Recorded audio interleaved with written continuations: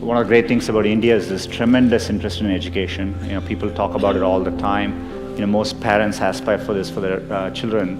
And so I think it's a great foundation we have as a country. In my experience growing up here, I think there's a lot of emphasis on, spending time on the books and, learning things academically. I think education needs to evolve and change just like with everything else. I think, working the real world, I would say, it is important to be well-rounded. It's important to, try different things, take some risks. I would encourage people to, follow their passions a little bit more. All the great things about the Indian educational system, I think there's a lot of pressure to follow set lanes throughout your career. You're in high school, you're thinking about college. I get surprised people start preparing for IIT in their 8th grades, and that's a bit shocking to me. I hope, as people are approaching things, they are really taking the time to doing things, understanding things deeper, learning by doing things. And I think it's important to remember it's a long road. Setbacks actually don't matter. I think a lot of times when I was younger, people would say, this person didn't get into this college or something, and that's the end of the road. I mean, life is so different from that. Keep your hopes, keep your dreams, and try to follow them. And I think most of how life plays out is up to you, not up to what happens outside of you. And I think it's important to keep that in mind and take the long-term view. Look, it's remarkable to be at IIT. There are many, many great people who don't make it in, and you will see this later in life. People do well from all walks of life. I think it's important to remember getting into an elite institution doesn't guarantee success. It matters a lot, but it doesn't guarantee success. And I think it's important to keep that perspective in life. And life is a long road, and so you want to take it at the right pace and enjoy what you're doing.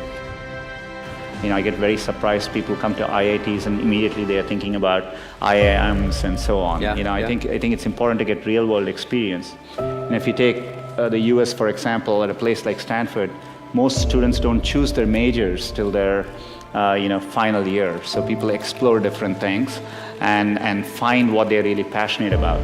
So I think those are all good things to aspire to. I think I would like to see people value creativity, value experience of doing things, taking risks, and academics is important, but it is not as important as it's also made out to be. Had I stayed the course in graduate school, I'd probably have a PhD today, which would have made my parents really proud. But I might have missed the opportunity to bring the benefits of technology to so many others. And I certainly wouldn't be standing here speaking to you as Google's CEO. The only thing that got me from there to here, other than luck, was a deep passion for technology and an open mind. So take the time to find the thing that excites you more than anything else in the world. Not the thing your parents want you to do, or the thing that all your friends are doing, or that society expects of you. Yeah, I think that matters a lot. People should be encouraged to take risks a little bit more and try different things till they find what they like doing. Something I've noticed over time is you will have many, many opportunities to reinvent yourself. And so, so I think, it's worthwhile taking risks and trying to do something you're really, excited by. And if the first attempt you don't do it, you can try again, and, things tend to work out in the long run.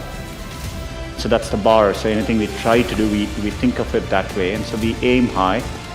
And you want to aim high enough that you fail, a few times. I think that's the natural part of the process. In fact, Larry used to say, if you work on really difficult things, you're better off because you have no competition. Others aren't working on that difficult a problem. And even if you fail, you end up doing something great in the process. And so I think that's the philosophy which has guided us all through these years.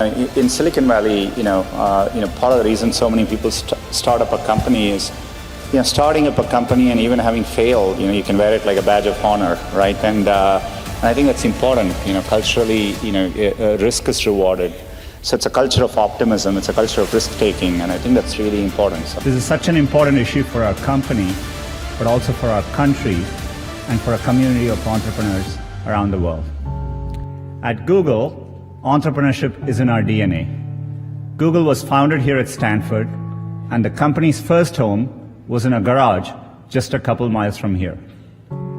Like many of you in the audience, our founders were two young people with a vision of a better future, a better way, and they decided to follow their dreams.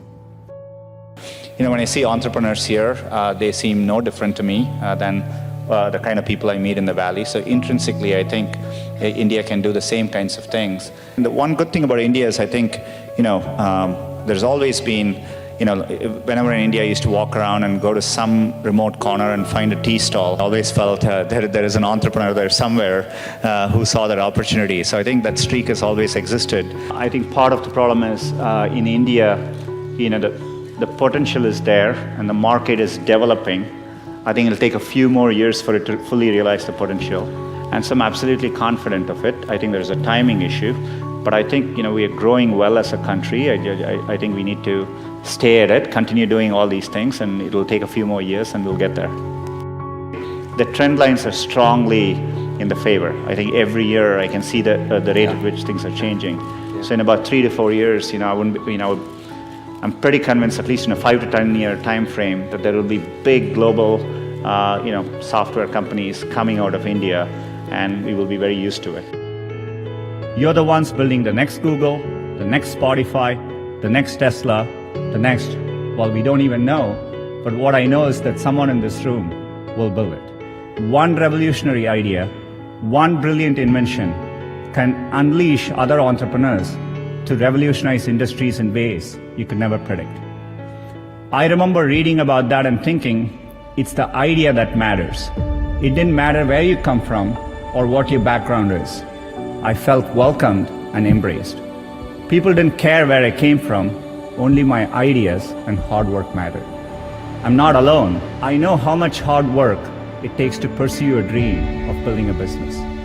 The long hours, time away from family, the rejection, the ideas are brilliant that just don't seem to catch on.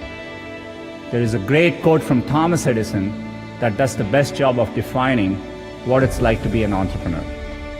I have not failed, I have just found 10,000 ways that don't work.